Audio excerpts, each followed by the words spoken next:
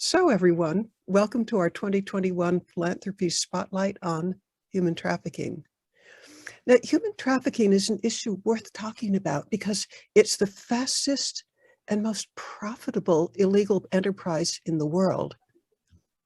You may not know this, but it's a $150 billion a year industry, and according to the United Nations, there are more than 40 million people who are enslaved. It's one of the worst scourges that afflicts mankind. But there's good news, and you'll be hearing about it today. You'll be learning about a relatively new approach to combating human trafficking. It involves preventing money laundering. It's money laundering that enables human trafficking. I want to explain this by using a comparison to the Hydra. The Hydra, and yes, you see it now. Okay, the Hydra is a mythological monster from ancient Greece, and it had many snake heads. The Hydra fed on human beings, and when anyone cut one snake head off, two more grew back. Oh, and by the way, extra credit just for on mythology. The heads also had the ability to move around at lightning speeds, and all of them acted independently of each other, making it close to impossible to kill the Hydra. Guy's gonna come and pick me up. Are we all hearing? Yes, we're hearing you, Mitzi. Okay, good. Now, for those of you who study human trafficking, isn't the Hydra a good way of describing the business of human trafficking? We try to fight human trafficking, and it's as if it has a superpower. It just keeps coming back stronger. So how in Greek mythology did Hercules finally kill the Hydra? He did something different. Each time he cut off one of the snake heads, he'd take a flaming hot sword and cauterize the wound so no fresh heads could grow back. Well, that's what we have the ability to do today, something similar. The superpower today that may be able to stop the Hydra of human trafficking is we can keep the traffickers from being able to spend their money. Increasingly, we have the ability to do that. We know a lot about how we can slow it down. We may even be able to kill it. How would we do this? Human trafficking would not be the global enterprise that it is today without money laundering. I have for you today 3 panelists who will be sharing with you their insights and expertise on combating human trafficking by combating money laundering. I'll introduce all of them in more detail, but just before each one of them speaks, you'll hear more about them, but for now, an overview. We'll be hearing from Gary Murray about how money laundering works. We'll hear from Jaspreet Randhawa about some of the weaknesses in our anti-money laundering efforts.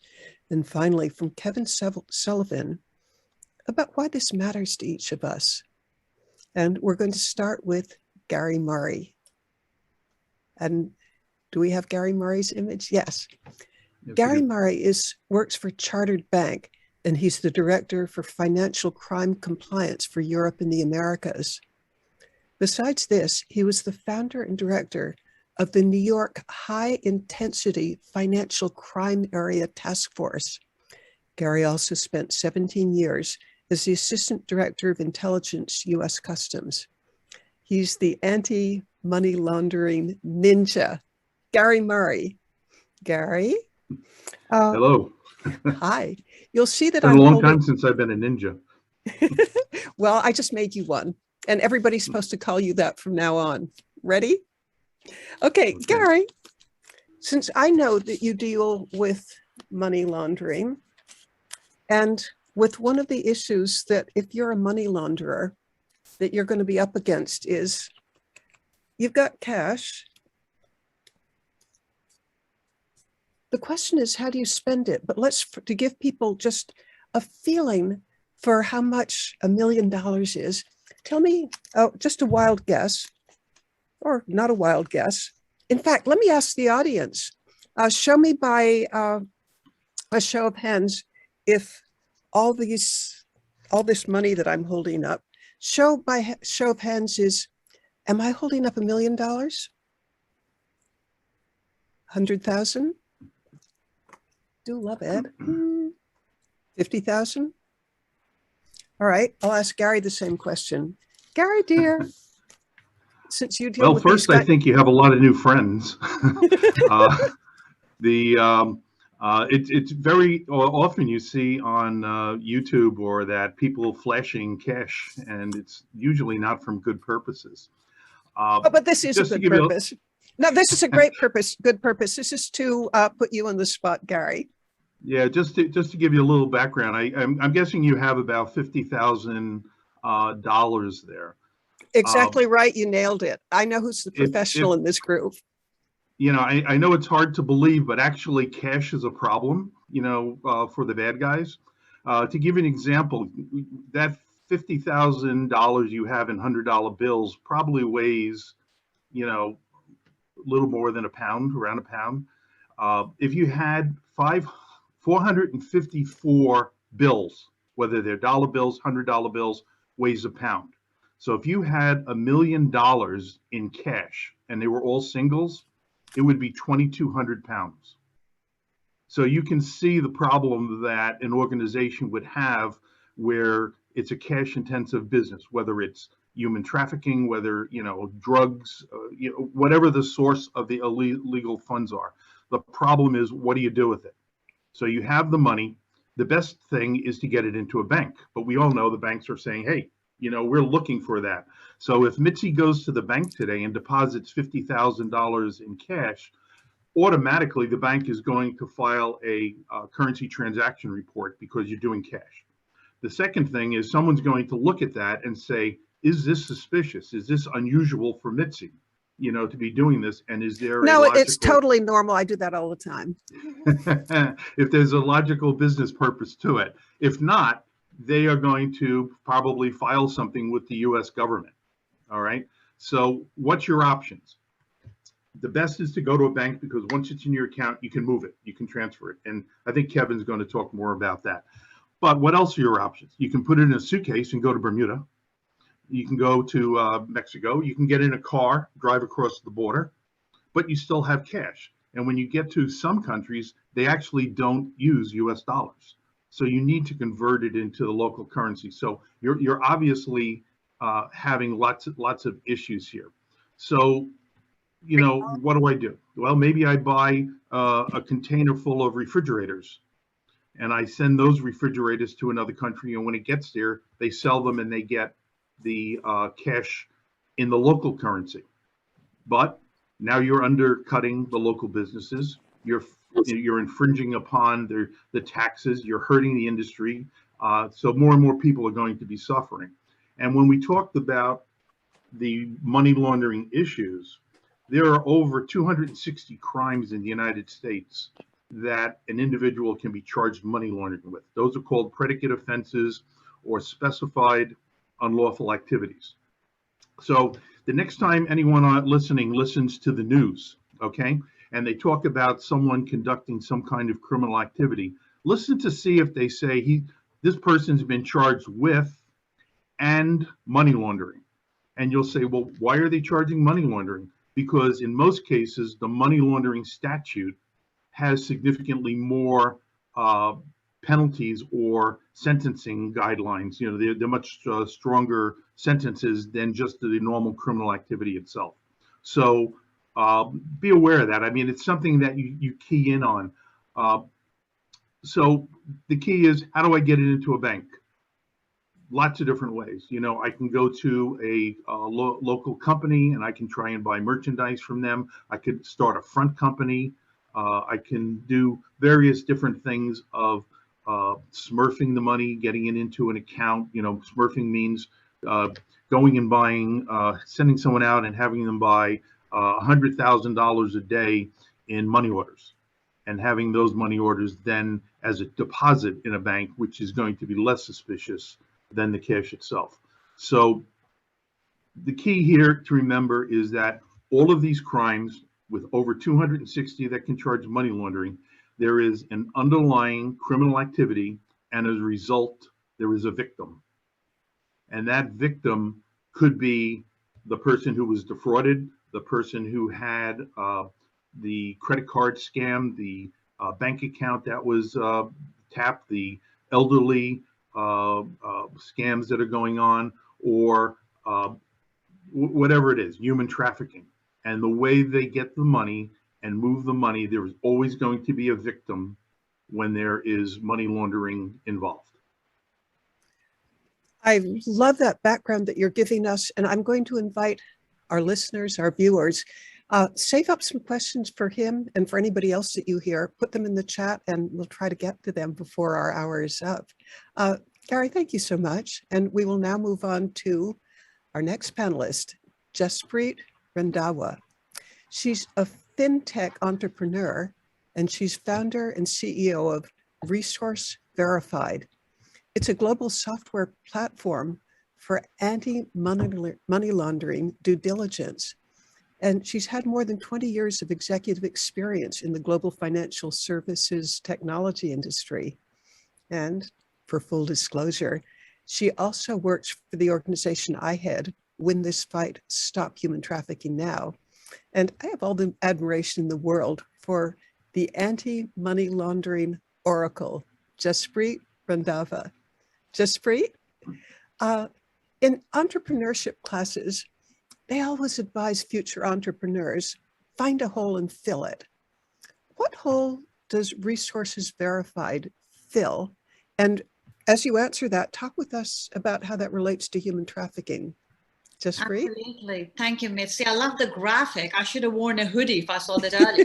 It really fit the scene, but I don't have one handy, so we'll just go with that. So first of all, thank you very much for including me in this. Absolutely a very, very important topic. And before I jump into technology, as you know, my background is from finance and fintech, and I live my life in numbers. And like you said, as an entrepreneur, we're always looking to fill holes. What's broken, what can we fill? And it's always driven by numbers.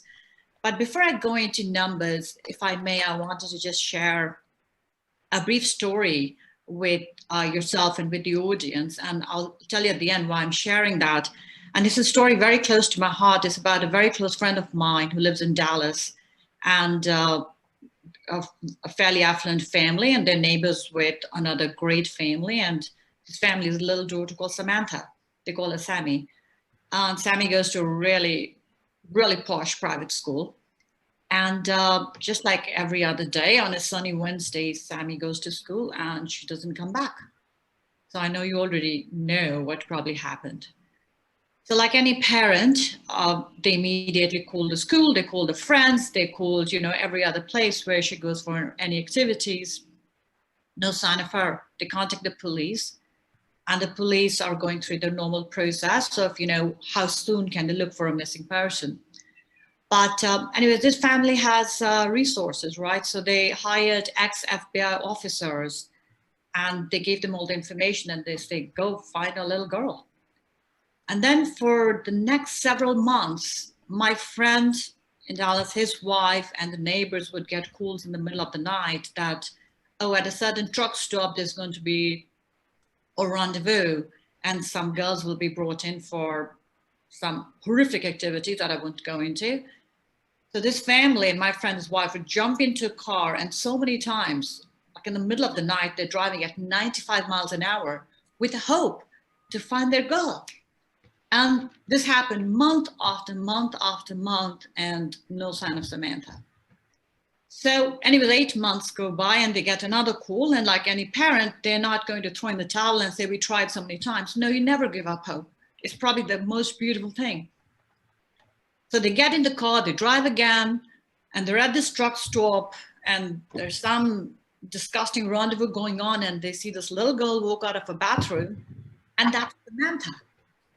So they scream, Samantha. So this little girl, Samantha, let me highlight, is 14 years old. She's looking at her parents and she's looking at the police, and she's so terrified that instead of running towards them, she runs away. She's running towards the truck. So, but anyways, they chase her down, they bring her home. This family has all the resources in the world, all the love in the world to give to her. And here is Samantha. So today, Samantha is 16. She hasn't left her home since then. She wakes up in the middle of the night screaming so many times. And the worst is they do not have a single mirror in the house, or at least the rooms that she's in, because if she ever sees a mirror, she has to break it because she cannot see herself. She cannot see the sight of herself.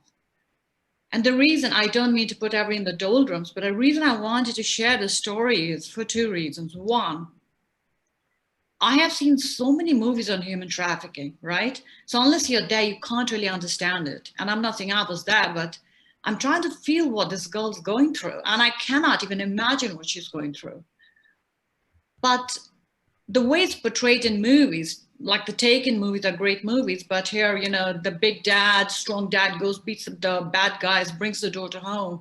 And the next day she's taking singing and piano lessons. It's unrealistic. That is not how it happens.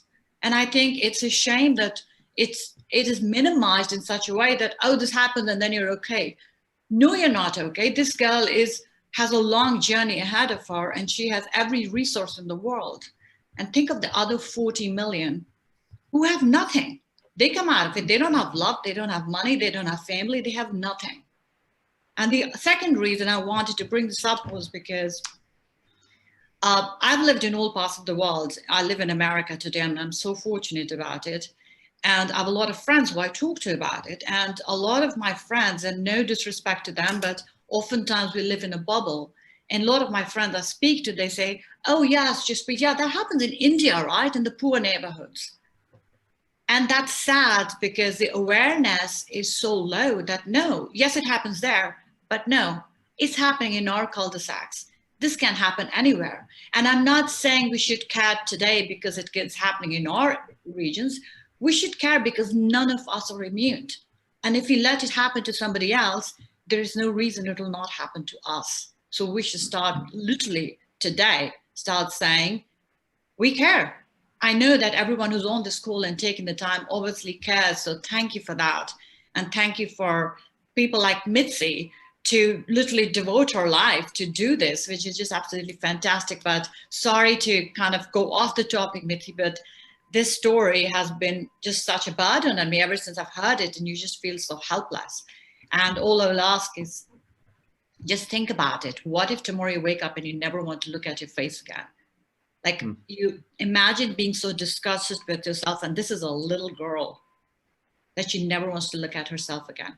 So, but now that I put everyone in the doldrums, that's not the intent. This is all about hope. We want to build hope. This is not a disease that can't be cured. This is self-inflicted by humans. Some humans with a twisted mind, but all in one reason. And the reason is money. Everyone is the greed to get more money, that I don't care, I will sell you, or I will sell your organs or do anything to you just so I can have more money. We can't change the people, but we can change the processes, and we can change what's broken. And it all starts with all of us. I was thinking about it years ago, and I thought, well, it's just little me, and what can I do? But the thing is, when all the little me's add up, because little me met Mitzi Perdue, and all of a sudden, our network is just getting bigger and bigger, and more people are getting involved. So if anyone's on the call saying, but it's just me and what can I do? No, it's never just you, because I promise you, just a few months ago, I was thinking it's just little me, but let me see what I can do at my end. But it's little me, and it wasn't. So Mitzi, I totally went off the topic here, but thank you for allowing me to share this story. And I know we only have 5 minutes on this part, but that's great. Take more time, because you've just done one of the most important things in the world, which is humanize it. Your story is so moving and so true. And the fact that it's not happening in some faraway underdeveloped country. No, it is happening in our cul-de-sacs. Take all the time you need, because I love what you're saying. Thank you. Oh, thank you very much, Mitzi. So I'll be brief, and because I know we want the audience to ask us questions too, and it's about all of you. So I started, my background is in financial services, and I started a fintech with a tremendous group of people. I think a bunch of them are on the school as well. And our goal all along was that, obviously we all come from Wall Street, so we are capitalists and we're not ashamed about it. But at the same time, we were thinking that there are a lot of ways you can make money, right? But how can we do something really, really good along the way in life? What can we do that makes an impact? And having been around Wall Street and technology for so long, we see so many things that are broken all the time. Like, why, if we fix that and we create efficiency? So coming from Wall Street, you always think of, how do you lower costs for the banks and create efficiencies? Those are the only two things you always think of.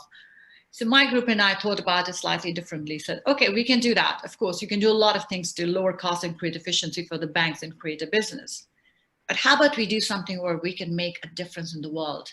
And what is something that we can all relate to? So we looked at one of the first things that all of us actually synonymously came up with, and I don't even know how, and I think that's how we bonded, is human suffering. Because oftentimes there are a lot of things we can't solve, like maybe we can't solve world hunger. I don't want to say we can't, we can solve everything. But when we looked at human trafficking, we said, wow, this is totally self-inflicted by us humans, right? We're not trying to solve a disease here, but this is a self-inflicted thing. And how can we solve it within our financial world and then using technology? And obviously the very obvious choice and a glaring thing in front of is money laundering. Because anytime you're committing an illicit crime, it's never associated with something good, or bad, dirty money is never associated with anything good. So the top 3 criminal enterprises in the world are drugs, terrorism, and human trafficking. And all of us have seen them all. 9/11 was a result of loaded money. But human trafficking, as Mitzi pointed out earlier, is the fastest growing in the world, and soon is going to go past drugs. And it's also the most profitable business, because unlike drugs that you just take and consume once, human trafficking is, and I hate using this word, but the people are recycled over and over and over again, which makes it it's just so disgusting, but it makes it extremely profitable. And not only do they do that, then they sell their organs. And I was looking online at what the cost of each organ is. You can actually see it. It's online. It's just disgraceful. So we created this technology. We said, obviously we can't, when you're creating a tech, you can't be looking to boil the ocean. But we have, and I won't bore everyone with the details, and happy to have offline discussions, but we have created a platform for doing AML global due diligence on a global basis. We are working with regulators on that, because something like this cannot be looked in isolation. And the holes that we looked at was why it's not working, obviously, because one big thing is when financial institutions look at due diligence, oftentimes it's looked at in isolation, it's looked at in pockets, and it's looked at it from the intent that we don't want to get fined. And I get it. That's their job. A bank is or a hedge fund is in their business to make money, and they don't want to get fined. And it's very hard for them in isolation to look at a global picture or see how we can change something. So we took many, many steps back, so that even before we jump into the pool, we have all the relevant people involved, not only from regulatory perspective, government perspective, cloud perspective. And we are on the path of building that and bringing that not only as US, but more on a global basis. And I'm seeing this window pop up at the bottom all the time. So I'm sorry if I got distracted, but happy to answer many of those questions. And hopefully we'll get to that in this panel. But Mitzi, I will stop talking now, because as you know, I can talk for the next hour. I wish we had time, because I'd love for you to talk for the next hour. And by the way, both Gary and Jaspreet, well, you're going to like the comments that you can read in the chat room. But a quick question for you, because it's kind of on my mind as well as the person who asked it. And it's back to your story about the 14-year-old who ended up being trafficked. Was she kidnapped or groomed? She was kidnapped, leaving school. Okay, and there will be time for additional questions, everybody. Let's move on right now to Kevin Sullivan. And Kevin founded and runs an academy that trains people in anti-money laundering techniques. He's had 30 years of anti-money laundering experience, including 21 years with the New York State Police. And during his service, he was the coordinator for one of the largest anti-money laundering task force in the world. We're lucky to have with us today the anti-money laundering expert's expert, Kevin Sullivan. Kevin, talk with us about how money laundering affects everyone. And this, I have a part B to this question, how it enables human trafficking. And by the way, when you answer that, you'll also be answering a couple of questions in the chat room. Draw a tight connection between human trafficking and money laundering, and how money laundering, attacking that, can attack human trafficking. You're on. And we need you to unmute. And I'm going to keep monologuing. Thank you. Until, Thank you. right. Sorry. Thank you for that introduction. I was looking at that and I saw Gary was the ninja and Jaspreet was the oracle, and I'm afraid, oh great, I'm going to get like the money laundering jabroni or something like that. It's just, but thank you for that. That was very nice of you. I'm sure my mother sent a note to you about that. But Well, no, anyway. actually, she paid me quite a bit to That's how you got that money. That's right. Yeah, where do you think I got it from? Yeah. Oh, Mom. Okay. So anyway. Thank you, Mrs. Murray. I'll make good use of it. I'm going to buy that Lamborghini I had in mind. So anyway, so let me just backtrack a little bit about this, what money laundering is, because I'm assuming that probably a lot of the people on here today have heard about money laundering. Every time you watch a cop show on TV, you hear it there, oh, with money laundering, or you read, like Gary mentioned before, you read an article in the paper, someone gets charged with a crime and money laundering. So let's go, what exactly is it? So first of all, what it is it's the profit that someone makes from committing a bad deed, a criminal act. So you can't launder money if you don't have a criminal act.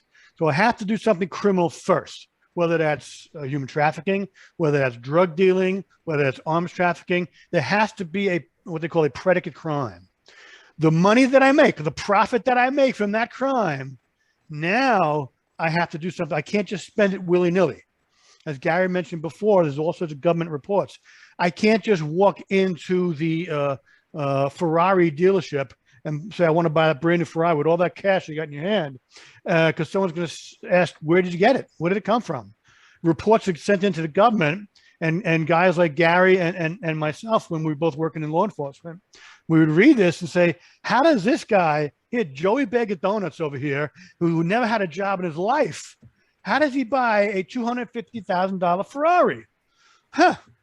He's never paid taxes. He's never worked. Something fishy with that. Let's investigate. So you have to launder the money. And what that does is that tries to pull the wool over the good guy's eyes.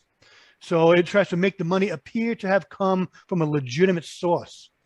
And if it appears to have come from a legitimate source, then by all means, I can buy the Ferrari. So that's the kind of like the layman's definition of money laundering. So let me go into a second. Like, who's doing this? Well, 95% of all crimes, pick a crime at all. I sound like a magician here. Pick a crime, pick any crime. Pick a crime, and 95% of it's going to be for money. You're going to have certain crimes that are done for passion, and you're going to have certain crimes that are done by people who are emotionally disturbed. But everything else is going to fall into that, I'm doing it for profit. I'm doing it for money. So imagine this setup. I'm a bad guy.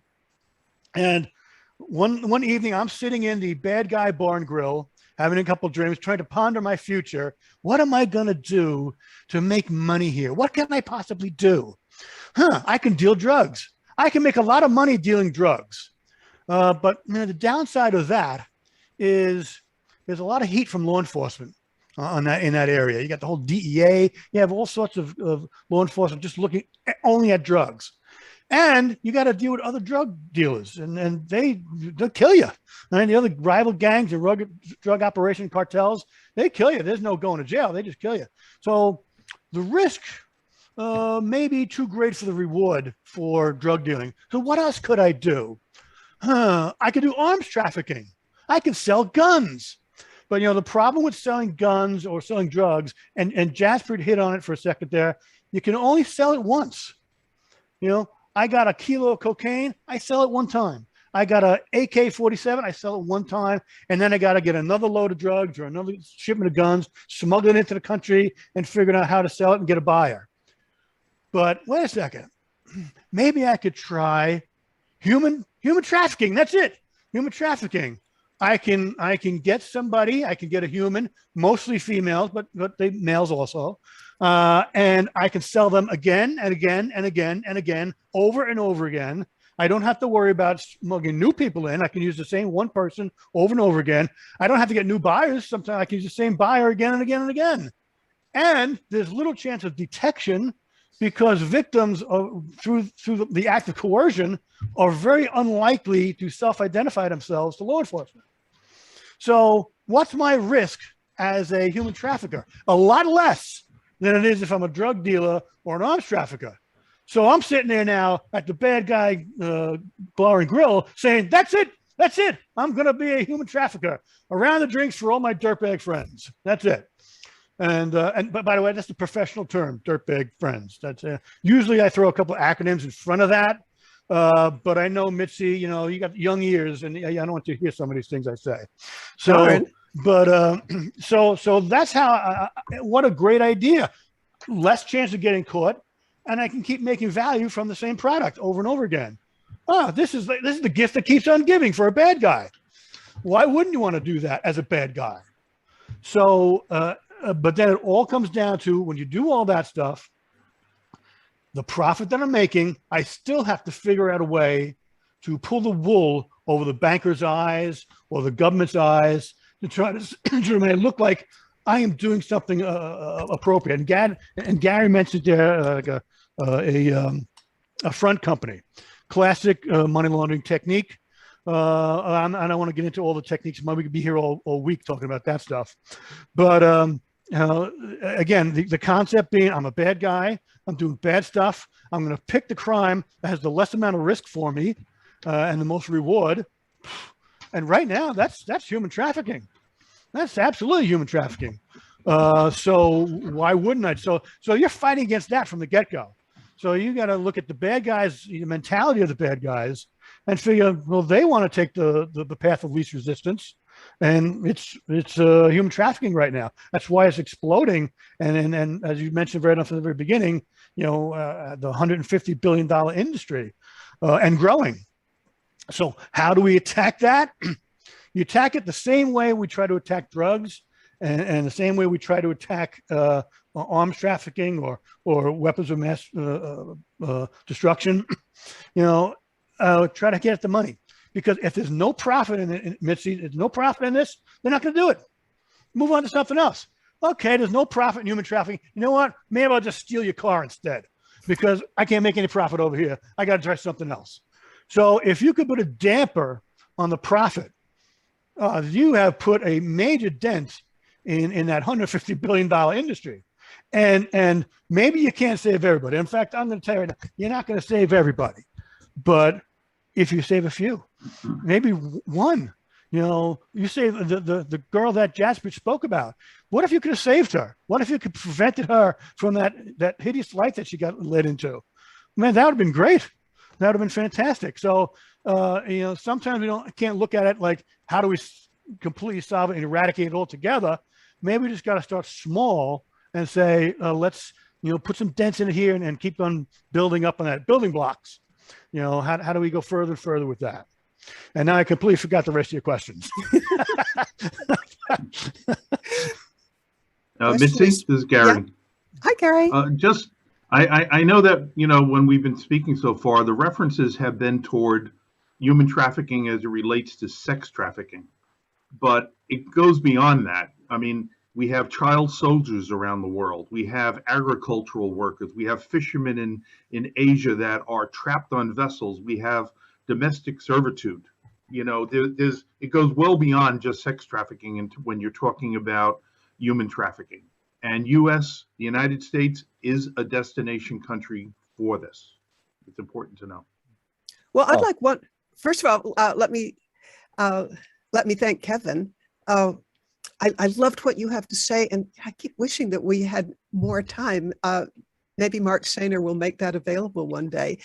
But I would like to ask all three of our panelists, somebody jump in with tie a bow around it, just as specifically and concisely as possible.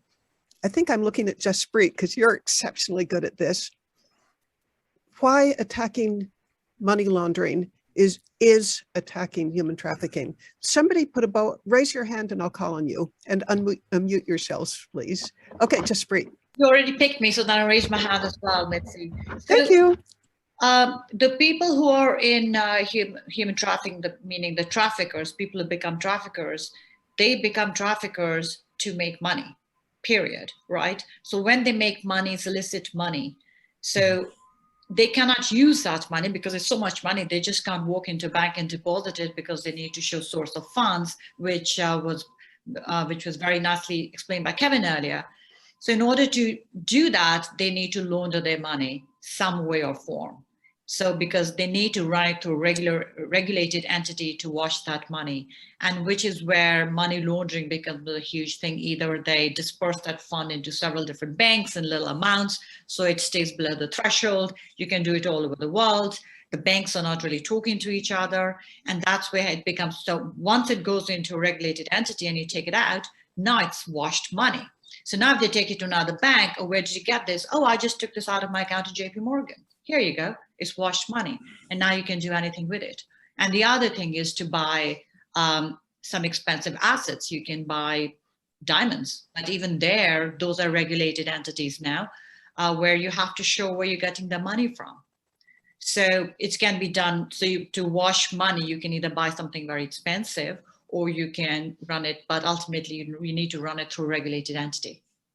So to the extent that we can stop their ability to spend their money through our anti-money laundering efforts, we're making a dent in human trafficking. And Jaspreet, while I've got you unmuted, you have a fabulous statistic about how for every trafficker that we put away, preferably from getting, let's assume it's a him for the moment, if we got him for money laundering and he has one of those really consequential jail time results, if we put one trafficker away, how many people are we saving from being trafficked? That's a great question, Mitzi, and those are the numbers I was talking of that we can talk about. But by removing a single trafficker, based on all our research that we've gathered from law enforcement, so the conservative estimate is that a single trafficker over their lifetime has trafficked 100 people. So removing one trafficker technically saves 100 people from being trafficked. So, getting back to my image of the Hydra, you cut one head off and two more sprout. No, but if you can cut it off and like cauterize it so that trafficker's in jail, and it's disincentivizing for others, I think we really could make a huge difference. And I want to switch gears at the moment right now. And in approximately 10 minutes or so, I'd like to answer some questions that come from the chat. And John Bellamini has offered to curate them for me. John, would you come on and give us some questions that, and sure. we can invite the panelists to raise their hand to answer, or knowing this panel, I think you'll just jump in. Go for it. Great. And for those who want to stay over, we can always stay over a bit. But for now, I picked some questions out of it. One of the questions was about Samantha. Was she groomed or kidnapped? Sorry, I couldn't really hear you. Sorry, was Samantha groomed or kidnapped is one of the questions. Samantha was kidnapped. Great. And one of the questions that's recurring there is, where can we learn more and support?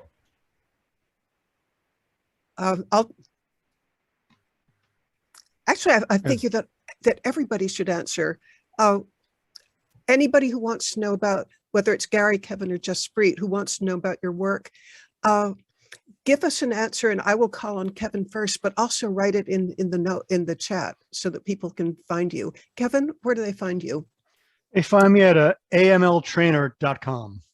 And that's the Anti-Money Laundering Training Anti-Money Academy. Laundering Training Academy, right. Love it.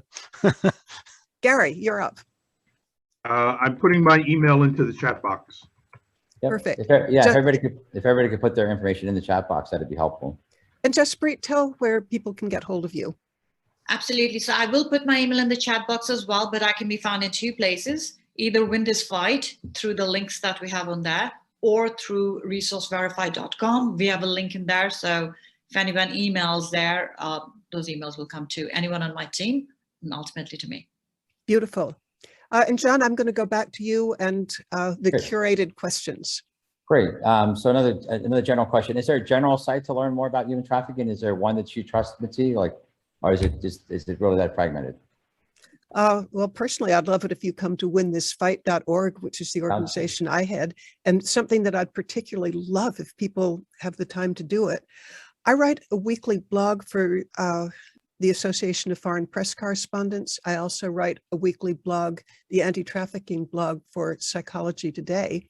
And there are links to all of those. By the way, these are twice a week, or rather, I post 2 times a week with my weekly blogs for these organizations. If you'll come to winthisfight.org and look for Mitzi and writing or articles, I've been doing this, I think there's more than 100 of these articles, and they will tell you in-depth research that comes from interviewing super duper experts in the field. I think you'll find it, or the feedback that I get is that this is original and helpful. So please come to that. Great. And I encourage each of the panels to look in the chat when you can, and there's questions that are directed towards you. People want to learn about your organization. Another question that seemed interesting: how do you redirect the incentives away from the opportunity? Is there a positive incentive strategy here that may work, like when we go to Colombia and try to have them replant crops, which I don't know if that works or not, but you know what I'm trying to say. I think one of the things is just making it unprofitable. Yep. If again, is the risk greater than the reward? Like I said, with the drug dealing, there's a higher chance of getting caught, and there's a higher chance of getting dead by other drug dealers. So the greater risk. So what's the risk involved in human trafficking? So if we're not going to put the effort and the forces in play to make it more difficult to do human trafficking, then you're just you're building a golden trail for bad guys to follow. So we have to make a commitment to concentrate on the financial aspect of the crime, so that in turn it helps with asset seizures, and you can help turn human trafficking from this low risk, high reward crime to one that offenders don't want to see any profit in anymore, and due to increased incarceration and the loss of assets.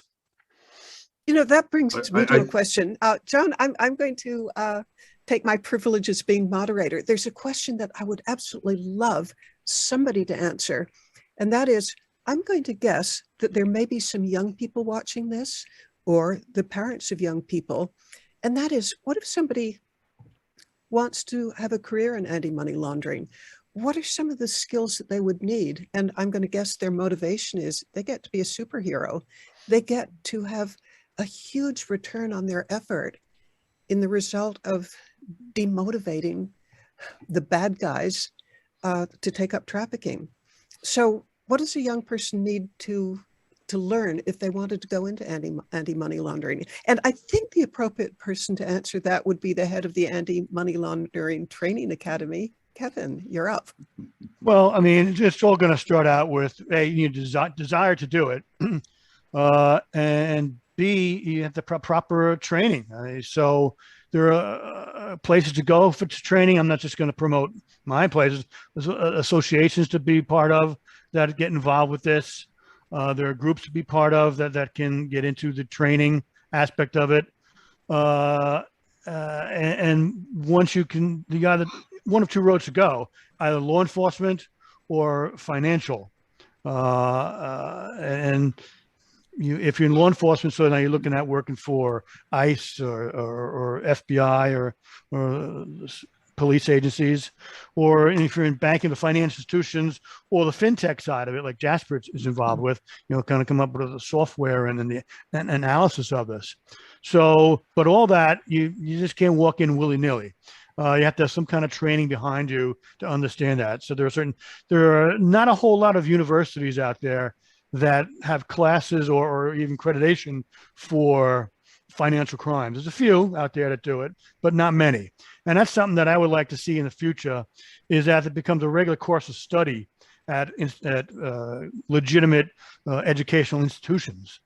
But until that happens, then training is going to have to be through private corporations, get the training necessary to understand money laundering, and then find a position where you can employ that, whether it's law enforcement or in the financial community. Gary, does somebody have to be really good at, for example, math, accounting, artificial intelligence? Yeah, all those things help. What else? I mean, again, assuming that there's either the parent of somebody who wants to be a hero or a young person who wants to be a hero and attack one of the worst scourges that affects mankind, namely human trafficking. A person who wants to be a hero, maybe they're in high school. Lots of math? Mitzi, can I just, on that point, No. Gary, if I could just take my privileges as 361, is I know we try to find impact investing to solve philanthropic issues. And you mentioned going into the law enforcement, but there's a white hat hacker. We know how that works. If you can expose a Microsoft bug, they'll pay you to fix it. Is there any equivalent here? The second is, could there be whistleblowing? Since that's Microsoft is going to pay for that, there's no corporate sponsors. It just feels like there should be some kind of gap to be filled. Whistleblowing, and maybe there is. I need to be enlightened. And if there's not, maybe there should be. Just as being an Anderson partner, we had a whistleblower Enron. Is there equivalent of that in legislation? Yeah, this is Gary. I think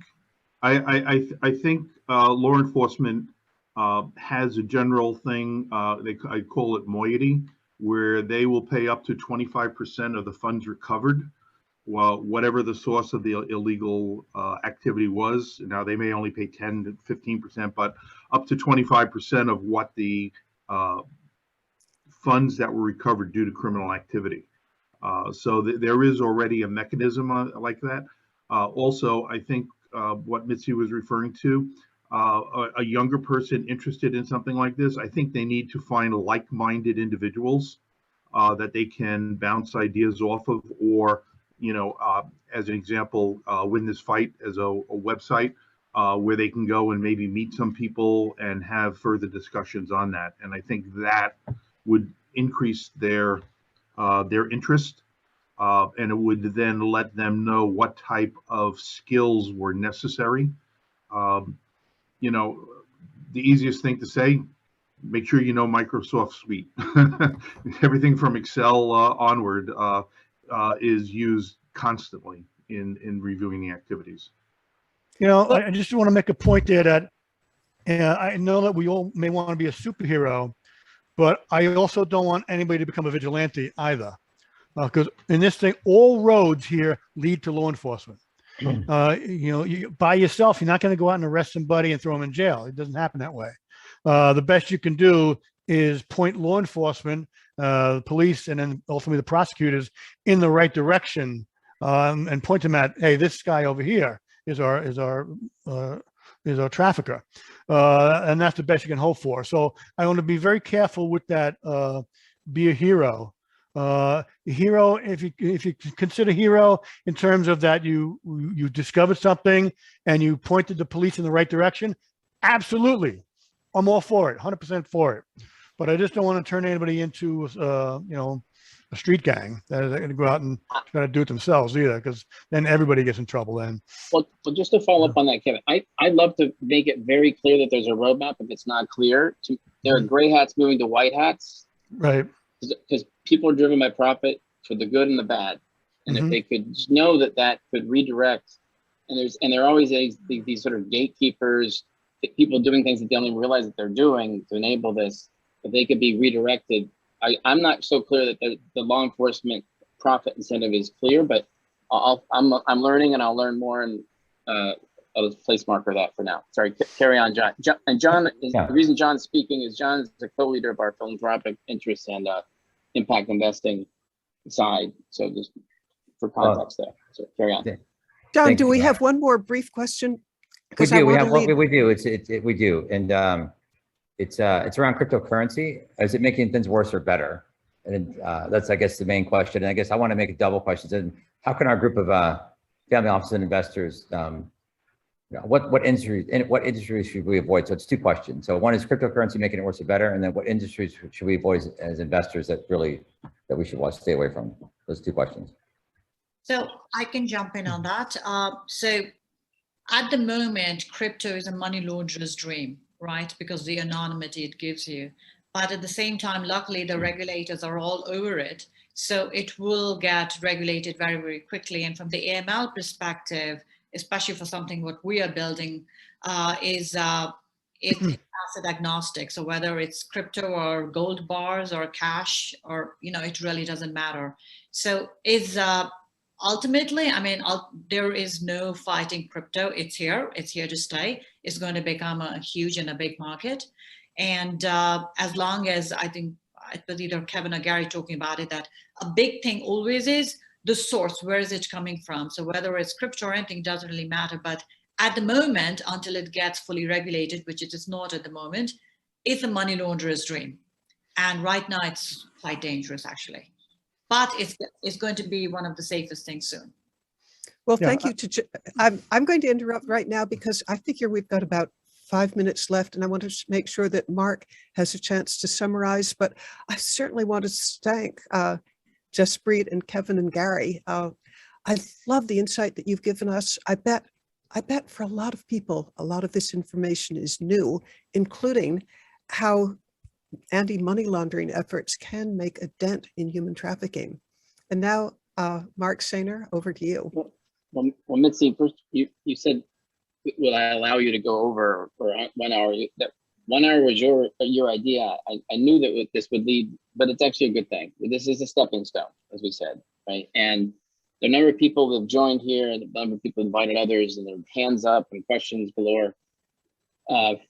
We need a proper forum for this to be aired out, so we can collaborate. Just as we're moving through the Midwest, we have like a city by city coordination, we have industry coordination, we have asset class coordination. What we're trying to do is within Philanthropies and marrying them to impact investments is to have this kind of coordination. This is clearly one of the things that we want to put our collective shoulders behind and really help. Some people around here I haven't seen for a while, some people are completely new. Just now that we're here, we're an open architecture forum. We're all just trying to help, but we're all trying to get to results, not just like, just get together and talk. So that said, I mentioned John and Zach, who have been great co-leaders, but everybody's a co-leader. I did this for 15 years with alumni connecting. So, I'm looking, whoever I see here, you're co-leader. You're overall co-leader 361, this issue, and let's just, because foster care, is it cybersecurity, money laundering, prison, we need to break the cycles. Everybody needs to be redirected on their profit. So we're all trying to find those kind of solutions. So that being said, there's some people that I hate to not answer a question. We're going to allow for like a half hour. We call it the informal, but I want everyone to be thinking of how, because this is our thing. I'm not Milken. I'm not World Economic Forum. I am us. We are us. How do we want to go about this as we go forward?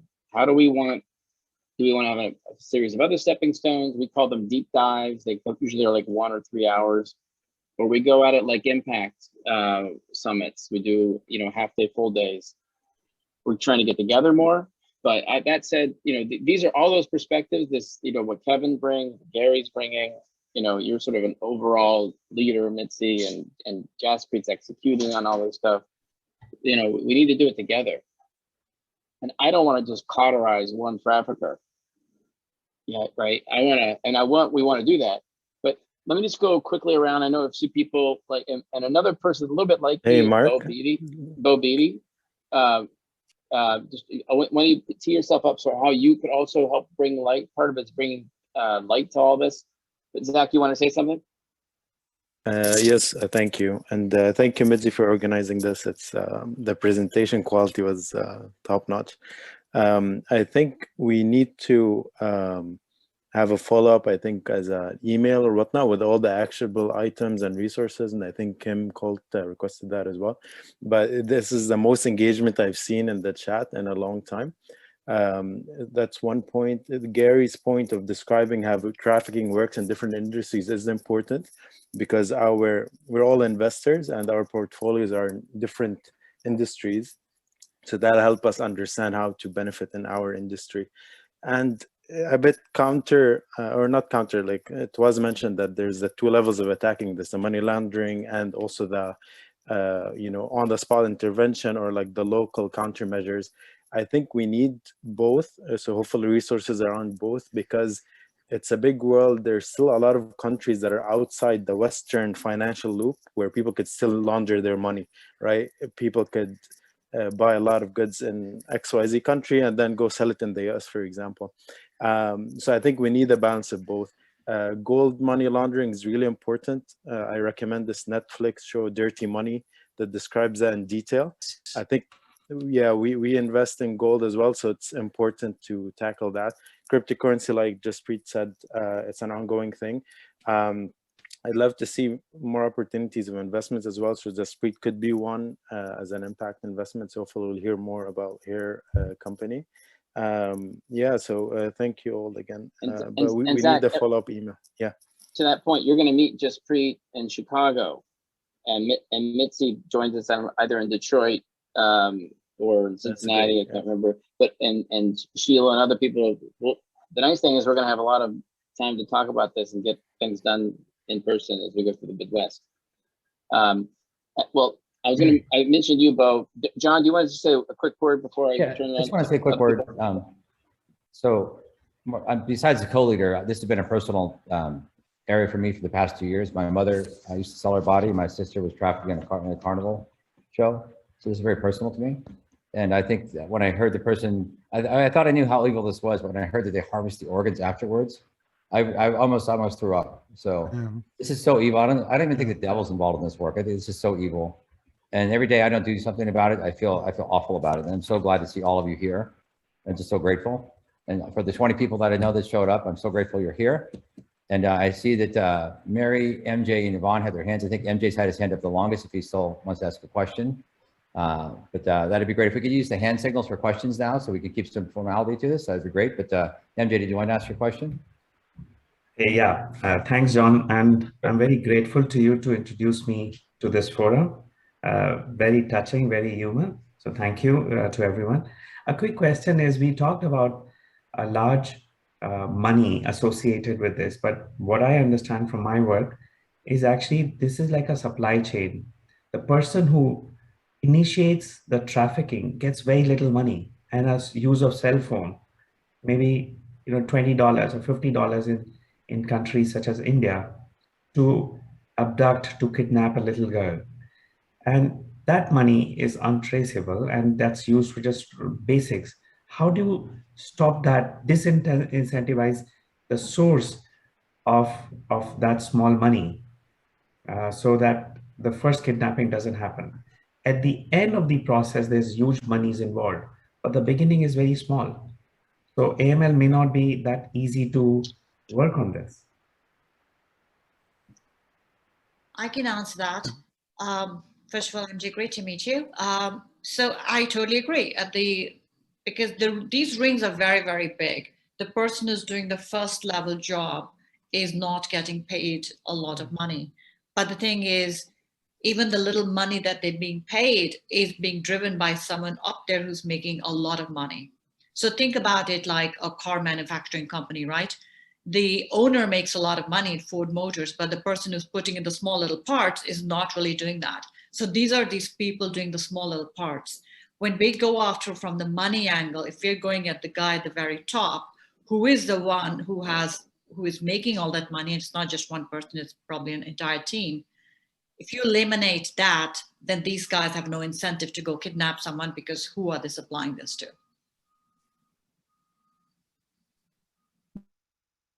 Thank you for sharing, but my work has shown differently. Small money is not disincentive. They need an alternative to earning that small money. It sounds like a topic for us to discover more. Let's move to the next question with Mary at this point, if you're still on. Hi, yeah, thank you very much. I'm Mary Hedall. I'm the head of philanthropic partnerships at the Global Fund to End Modern Slavery, and I am outside by water today, so sorry if I look a wreck. I want to thank you. Wow, this is such an important conversation, specifically talking about money laundering. Mitzi, thank you so much for pulling this together, and all the panelists were brilliant. My question is, how does government corruption play a part in this? There are laws for money laundering, and there are things that, you know, make us see, oh, he deposited 100,000 out of the blue in his, but where is corruption? Government as well as in the banks and in the businesses. I also wanted to thank Gary so much for bringing up the fact that it is more than just sex trafficking, that the forced labor is such a huge part of the modern slavery right now, as well as forced marriage, and the amount of money generated from that and going through the supply chain up to the, you know, the companies whose, you know, the supply chain or in the factories or whatever. And we need to hold those companies accountable as well. So I apologize. I could talk about this forever, but I'd love to get an answer on your thoughts about government corruption. They have something called politically exposed persons that financial institutions take a look at. And if certain people are high-ranking government officials, they're supposed to get an enhanced due diligence review of all their transactions. And you can see, like, so I work for, Gary and I both worked for the government for years. So you knew what our paycheck was, and you knew it wasn't going to be something crazy. And suddenly now with this government official, whether even if he's the president of a country, he's only making so much money. And suddenly when he makes these deposits of huge amounts of cash, that's where the financial institution has to jump in and say, how did this guy make that kind of money? And how did he make it in cash, no less? So that's one of the things that the financial institutions do, is just by categorizing people and doing like a financial profile on certain job profiles. So for example, like government entity, high-ranking government official is called a PEP, a politically exposed person. They will get an enhanced due diligence review of all their transactions. So that's one way that we take a look at government corruption. One other thing, this is Gary, you could look at the international aspect, that if something or someone is kidnapped or groomed in a different country, for them to get someplace else, they need travel documents. And the opportunity is there for someone in that office that issues the travel documents to issue them without much scrutiny. And it would be a way to look at, maybe, as Kevin said, certain jobs or certain job titles where people are obviously depositing or moving sums through their account that don't fit their lifestyle or their job. Thank you all. That was very helpful. Thank you, Mary. I think Yvonne was next. Yvonne, are you with us? We can't hear you, Yvonne. Yvonne, you're on mute. Yeah, I know. So anyway, I just wanted to say it was a pleasure hearing everyone's thoughts and opinions. And actually, the last three individuals that spoke are the same topics that I brought up. You know, the smaller man on the totem pole is usually the one who gets caught by the police. They're the ones who are actually marginalized themselves because they're out doing this for the few dollars, and they're trying to find an occupation. So I think that's really important for us to really consider as going forward, how to empower and elevate disenfranchise them, disassociate them. Then also government officials. many of us here live in many different countries. I've lived in different countries. I'm from different countries, and we know how governments work. And also here in New York, I went to a massage parlor, a massage place for myself over here off on 46th Street. And I could tell clearly afterwards that these were not Asian, they were Spanish, and that they were definitely trafficked type of people. And it's happening right here in the city. So here we are. So the most important point here is to really think about is how are we managing on the ground up and upwards, because I think the largest are not being held accountable for, because they're very wealthy and people want to be around wealthy people and they want to be invited to their homes, their parties. And, and so that could be, I think we need to have a deep dive conversation, because why is this going on for so many years? And we haven't done anything. There's obviously a great think tank opportunity here. And the last is, I lost track of the last thing, but that's all I wanted to really share. And thank you so much for letting me contribute. Well, it's certainly, there's no denying it's a lot easier to get the low guy than the top guy. Because top guys, because of the amount of money that they have, they're going to insulate themselves from the activity as much as possibly can. So they may not open up bank accounts themselves. They may have nominees do it. They may have some of the traffickers themselves open up the various accounts. So suddenly it's the transparency is very difficult to follow, to see when it goes up to the top guy.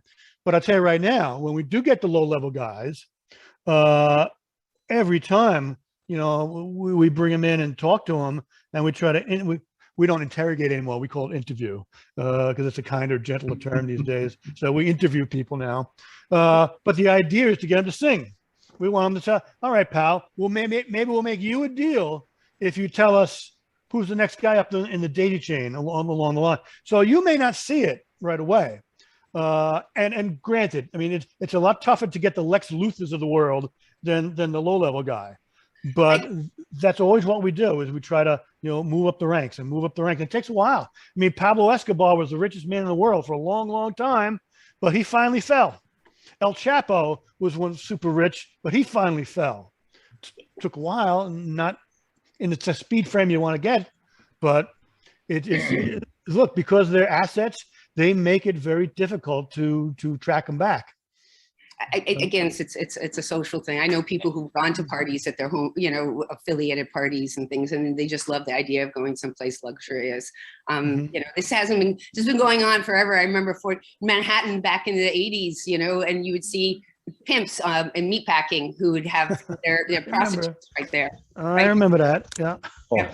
Right. But anyway, I just want to say, the last thing I want to say is the most important thing is to work with corporations and make sure that they're held accountable through their supply chain. I think without that, even in the Congo, we have people getting medals for child labor in the Congo, taking for cell phones right now, for Apple phones.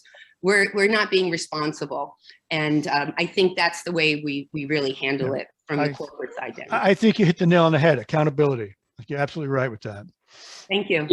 Yvonne, am I going to see you in a few minutes? Yeah, I'm getting interest. Thank you. Okay. Thank you so much. It was so great. John, Great to see you John, again. I'm going to be back on in like 3 or 4 minutes. I may lose it. Could Bo make a comment, because I think he could shed a lot of light for all of us. Yeah, I'm going to take the questions in order here, but we have time. So, Iva, do you want to go next? And what's that? I think Bo is next, at least on my Okay, go ahead, my, Bo. screen. Right. That's right. Sorry, you're right. Go ahead, Bo. Thanks, John. Thanks, Mark. Hi, I'm Bo Beatty. I'm with an organization called Traffic Jam Live, and my exposure to human trafficking, sex trafficking, was in Thailand in 2007. I helped launch a foundation called Grace Farms Foundation, where we hosted the UN several years and did a lot of research in the human trafficking space. So I just rambled that off. I went to Mitzi's website a few days ago, and what I saw on there was exceptional. We talk about empowering other anti-trafficking organizations. It's a very similar mindset that we at Traffic Jam Live have. So I'm going to try to just be real brief, let you know what we're trying to do, and it is to empower the hundreds, if not thousands, of other anti-trafficking organizations that are already out there, not recreating the wheel. And our disruptor is actually music, a way to connect to people through streaming concerts, letting other anti-trafficking organizations raise funds through these streaming concerts. And finally, a hand signal that we're creating for young girls to use while they're being trafficked. This involves law enforcement, a collaborative approach amongst many anti-trafficking organizations, and eventually Polaris and NCMEC, National Center for Missing and Exploited Children, need to be involved because they would be the recipients of the phone calls from airline attendants or hotel employees that would see these signals. So that was a real blast of a lot of information. I look forward to connecting with people down the road.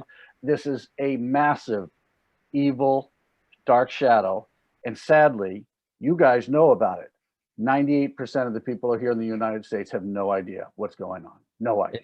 And Bo, as a fellow ally, I would say this to you. I had dinner with him about a week ago, and I got to learn more about him. And he's left the corporate life and has dedicated his life to solving this problem. And it's really just fantastic to meet a man like this that's out there putting his brand out there, putting his name out there, and using his network to get it done. So thank you for your work.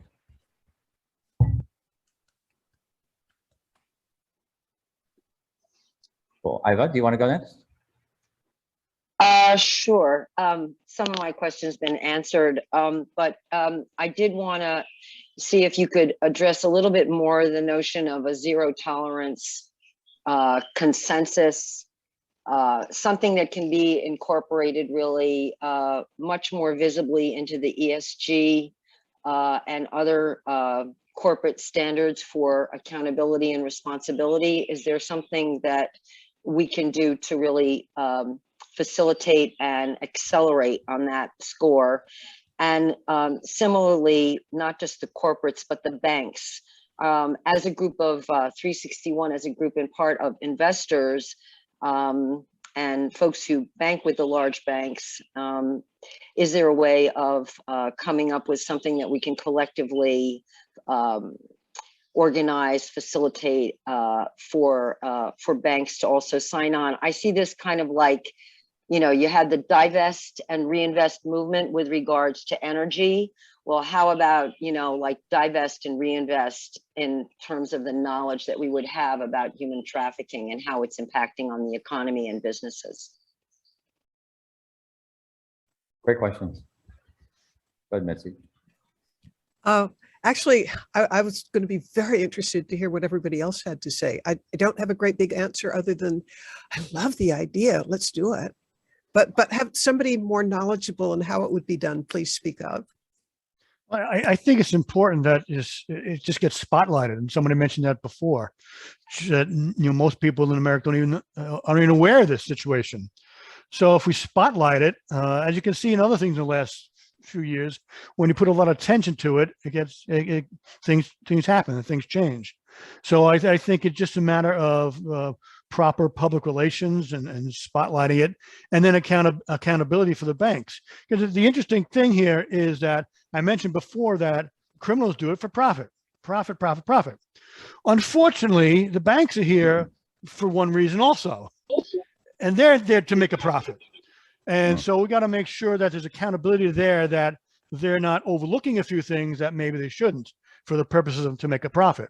And we've seen examples of that in the last few years with numerous banks that have gotten serious fines for kind of looking the other way, or what we refer to as willful blindness. So I just think that somehow some type of educational campaign about human trafficking, just to bring it to light, would be a home run. I have an idea on this, and around the ESG comment that Ivan made. It's brilliant, because if you're not aware, the SEC and other regulators are now requiring that you disclose how you do on your ESG scoring. And this fits into 3 or 4 categories of ESG reporting. It's a topic I'm actually working on with the group on coming up with a set of, with my group at Athena International, where I support women leaders. We're figuring out how does women's leadership support ESG. And I think this is another great way to do it, either where we can get this to executives and say, this is why you should be doing this. It'll help your stock price. It'll help your investors, and really tie those that's back to the positive incentive mentality. So if the banks want to make profits and their ESG score comes out and this hits in these 4 categories, if they do well in it, that can actually help them uplift their ESG category. And again, this is not just buzzwords anymore. It's SEC required. It's coming down. It's going to happen. It's happening right now. So I think that's a great thread to follow up on. Thank you, Ivo. Mary, do you have any questions? Or anybody else want to contribute on that before we move on? I think it's an important topic. Yeah, this is Gary. Just one follow-up on that. I agree with Kevin. You need to keep the sunshine on the problem, keep it highlighted, and engage your corporate, financial, and your legislatures to make sure that one, the activity is identified, and two, that there are consequences for engaging in this. Great. Mary, did you have a question?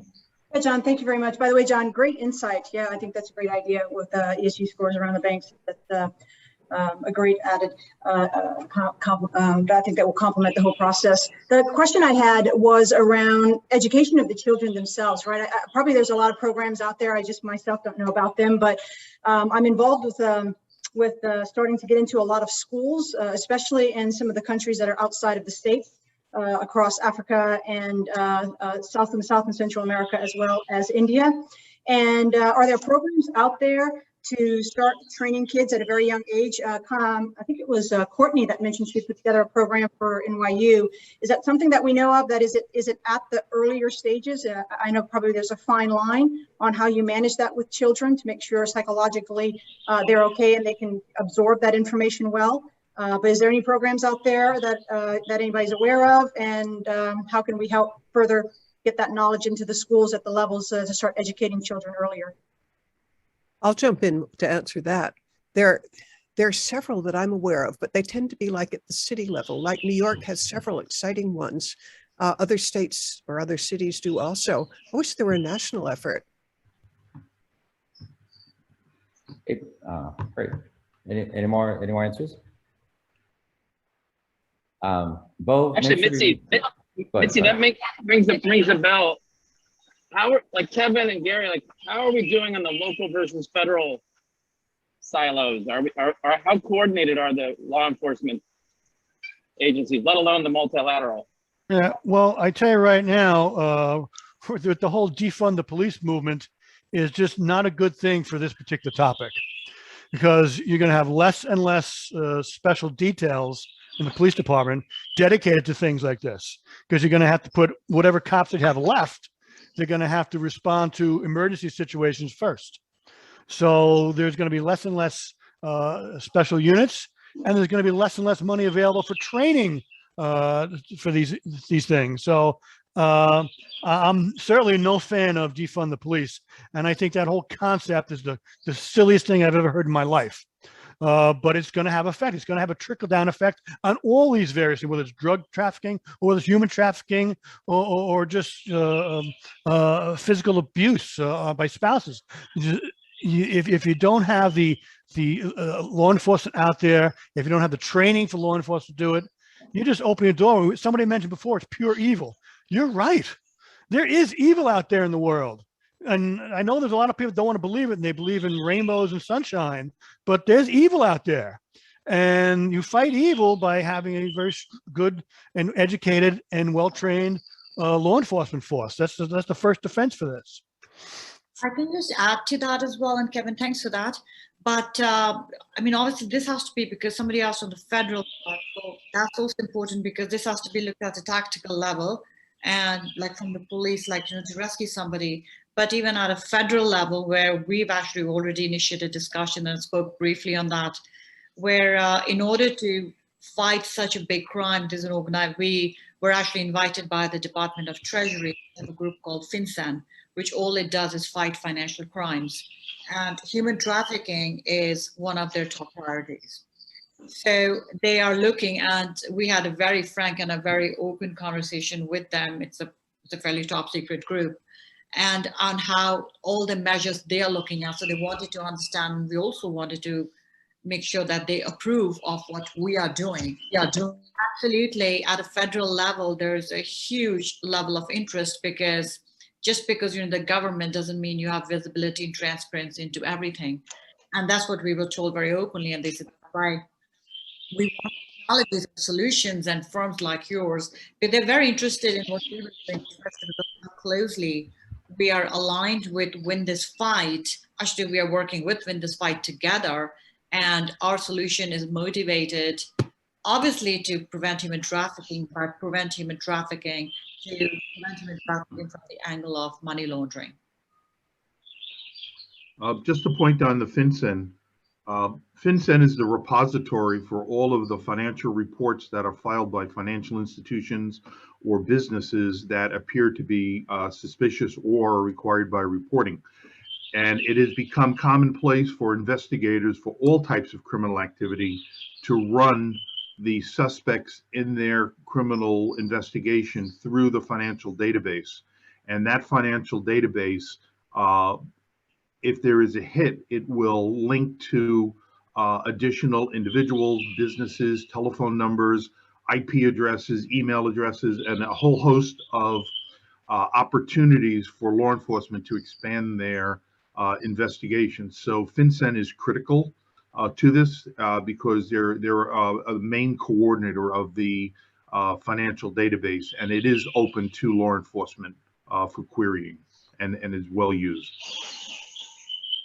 May I speak to a couple of points? My name is Jeff Trotter. I posted some comments. Is it possible to just make a comment and ask a question? Go for it. Great. On the ESG related point, I think it's excellent. And I think we should collectively look at the EU and their movement now around corporate sustainability reporting disclosures, which will, in essence, surface from a transparency perspective a lot of supply chains of some of the biggest corporations in the world. And there was a reference to the Congo and to metals and materials being mined, etc. And so there is an opportunity here at a global level, because the SEC are frankly in catch-up mode, and that's good. They're going to be catching up. But that particular set of standards coming from the EU will be tremendously helpful. That's a comment. The second is more a question, given the audience of 361ers, philanthropic money, etc. I referenced in an earlier comment a group called DDN, Disruptive Data Network. The founder of that group is a lady called Michelle Bongiovanni. Some of you may know her.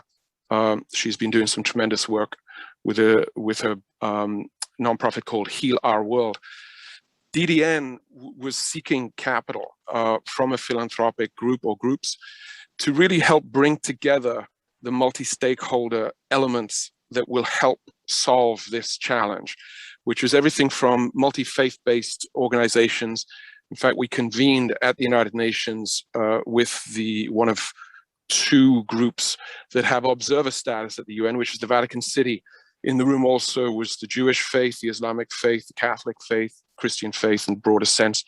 But we also had law enforcement agents from Interpol, Europol, you name it, including the Met at a very granular level in London.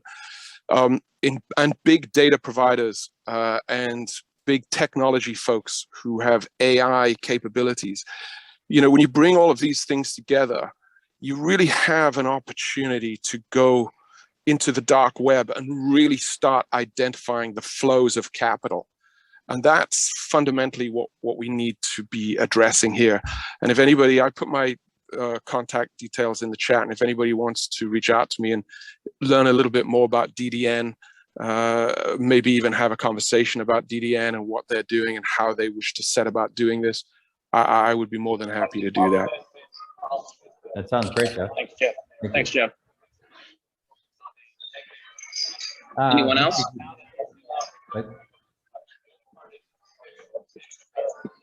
Mitzi, you want to chat a bit about, you and I spoke yesterday for a bit about how we can not only move forward, but maybe work on a collective where we bring all these resources together on this call. And how would you like to see it happen, Mark and Mitzi? Like what do you recommend going forward? We had some ideas yesterday around creating the fund, around creating a donor advised fund so we can raise capital for all of us. I'm open to helping lead that with the group. Want to check with you, Mitzi and Mark, on how you'd like to handle that. I'd sure love to have a donor advised fund. And I don't know how committed everybody is to their financial institution, but I can tell you that UBS has something called the Optimus Fund, and they will match sometimes 10%, sometimes even more. If you have, their specialty is attacking human trafficking. And if we were to have a donor advised fund with them, it would be miraculous. And just a quick, I mean, I'm not personally associated with them. Wait, I am a client, but I'm not an owner or anything. But I do know that they have a spectacular plan for figuring out in one country, and they've chosen Bangladesh. What if we could use everything that we've learned from academic discipline, from just everybody that you can think of, or bring to bear all the skills that we know of for attacking human trafficking and try to eliminate it in one country. And from there, learn best practices that we could spread throughout the world. They are very big on convening the kind of gathering together of all possible kinds of knowledge. And so, boy, I'd sure love to enlist them in a donor advised fund where they help fund what we do by their contribution of 10% or more. And, the results could be absolutely world changing. But I'm not wedded to UBS. It's just that I happen to know up close and personal the efforts that they're putting into this. So Dr. Two things there. One is a knowledge base that's shared between all these groups, which I think would be very helpful. And I think we have enough IT power on this call to set that up. And then two, I heard around, donor advised fund might be a good vehicle. And then three, who would be the right firm to do the asset management? And I think that we can sort that out. Mark, or Mary, you had another question or input? No, I did. Just quickly, Mitzi, I love this idea. I think it's that kind of collaboration that is really, really, really going to make the difference. So count me in 100%. I want to follow up with you on that if possible. And John, can you make that happen? Yes, I can. For full disclosure, I am biased. Mary's been a 10-year friend and she's on my board and she does amazing work. So all of you should get to know her. Thank you.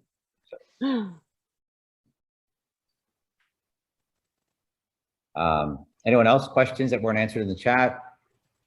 Mark, you're back. Any next steps? I think we should. I'd like to promote that we have this group reconvene every 2 weeks or 3 weeks.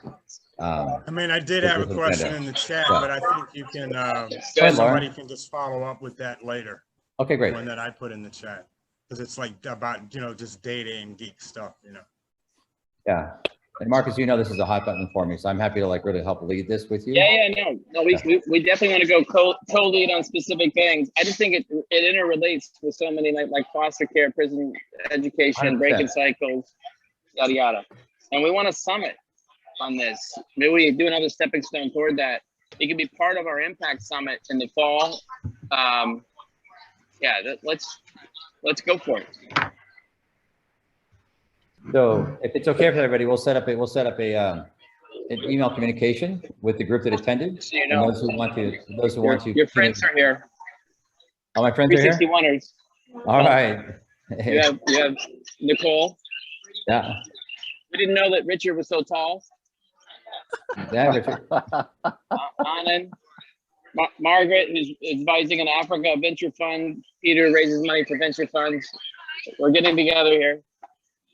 As we do every Thursday when I'm in town. Excellent. So I'll mute myself. You can carry it on, and let that be part of the action steps. I mean, I'd love to, every Thursday at 10:30, our community gets together to talk about how we can leverage each other, and then we could have specific meetups like on this topic. That sounds great. I like that. So what I also heard was let's look at the foster care organizations and the returning citizens. I think that's really helpful. I think that's a good point that we should integrate with them, so we're not in our own silo within this area, because I think they're all interconnected.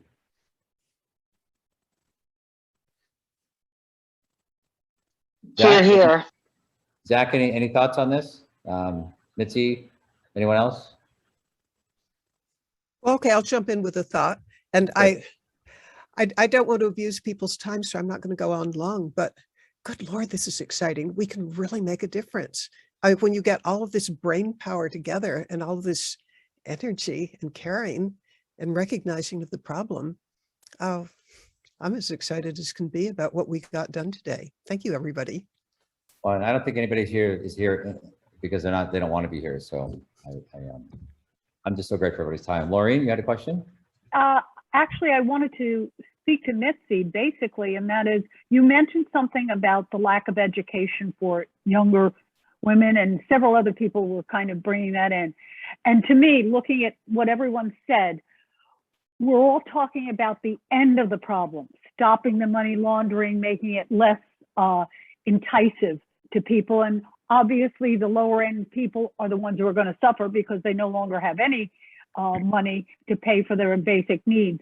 But I like the education program, and I don't see why we couldn't put together a simplified program, maybe stepped up through ages from right from the beginning of school years right through college, to blanket at least one country at a time. And I'd start with the US, since we obviously have more funding than most other countries to deal with a lot of this.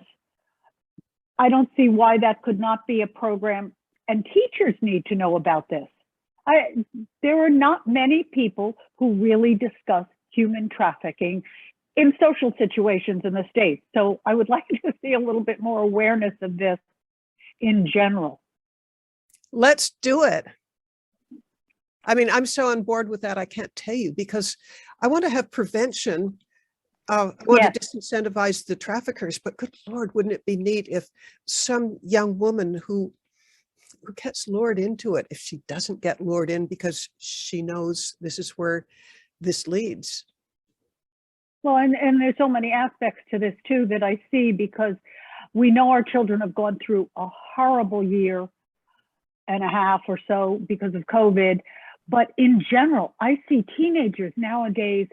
I mean, I know when I went to school, when my children went to school, and they went to school overseas, so it was a different matter.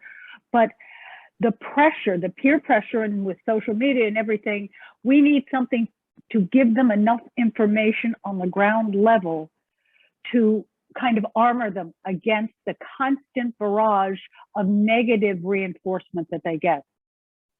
I've mentioned before that I know that in New York, there's some efforts on this. What if we could build on what they've already done, so we're not reinventing I'd love the to see more about their program. I don't know. I'll get it for you. I'll get it for you. Oh, that would be great. That would be no, because wonderful. they're really pretty fabulous. They're done in the form of cartoons. And I was like just going to say, you know, something yeah, I mean, simple. Yeah, it's psychologists who develop this, but I would love as a mission to, you know, take the best of what every local area is doing and see if we could influence it to be national. That would be a great idea. A campaign would be, you know, an ideal thing. We put campaigns on for every bloody thing, every, you know, drug, etc. on TV. It would be nice to blanket it with something that was informative. I'm wholeheartely in favor of this. I'll give it my all. To follow on with that, and everybody's welcome to stay on. We're not going to shut this down. So it's an important topic. To follow on with that, if you think about, I work also in the counterterrorism space. I don't talk about it a lot because, you know, we don't want to talk about these things, but we have to use the same methods of counter narratives, right? And we have to also look at, unfortunately, we have to look at a lot of people involved in this, women and men that are involved in trafficking, as child soldiers, because they're typically recruited when they're a child. Young boys are recruited in New York City. They're committed to do a smaller crime, and then pretty soon they say, we're going to tell your parents, and then they get them to do bigger crimes. And so we have to think about this in that way. If we don't, we're never going to solve it. We have to give off ramps for those that are actively involved in it. Not the heads, I want to chop their heads off, but the people, the other people that are also victimized, that are recruited into this space. We've got to think about that, because if we just hate them, they're going to hide more. And we've got to think about that. So I agree with you, Lauren. Absolutely, they need an escape route. Yep, and a backup for it. Just like we're dealing with terrorism. It's the same kind of concepts. Mitzi, we also talked about, Mitzi and I bonded around, we both had the concept of developing a massive online game that allows you to identify and hunt the traffickers, and also allows you to, as you're involved in the network, to get off-ramped and hiding inside of existing games like Minecraft and kind of making it low key. But that's something we're also an initiative we're going to spin up. So again, all those let's hope there won't be parental controls on it. John, maybe this is my last thing I can say is, can we get together 2 weeks from today you determine the time. Yep. At 11 o'clock, we usually focus on the Midwest tour. 10:30 is the general philanthropies. We can do it at 9:30, 10. No, I know, but we can do it after. I'll leave it to you, but we'll facilitate this for everybody. Let's keep this going. That sounds awesome. Thank you. Anything else anybody would like to contribute? Put it in the chat. You have my email in the chat. You know how to get a hold of us. We're here, and we really appreciate all of you. Thank you, Mitzi, Jim. thank you, Mitzi and the panelists. Thank you and bless you. So great. Thank you, everyone. We'll see you Thanks, soon. gang. Bye. Great Bye, Mitzi. explanation. Thanks. Thank you very much. Bye, everyone. Thanks, everyone. Bye.